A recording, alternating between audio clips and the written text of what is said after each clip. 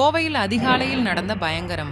Kovai cross cut பகுதியில் கடந்த 1 மாத காலமாக கட்டிட உரிமையாளருக்கும் வாடகைக்கு இருக்கும் விளம்பர நிறுவன உரிமையாளருக்கும் அலுவலகத்தை காலி செய்யும் பொருட்டு பேச்சுவார்த்தையில் சமரசம் ஏற்படவில்லை.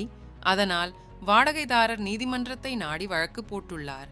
குண்டர்கள் உதவியுடன் ஜேசிபி வாகனத்தை வைத்து அத்துமீறி பூட்டிய அலுவலகத்தை இடித்து தள்ளியுள்ளனர். மாவட்ட நிர்வாகம் உடனே தலையிட்டு நீதிமன்றத்தை அவமதித்த குண்டர்கள் மீது கடுமையான நடவடிக்கை எடுக்க வேண்டும்.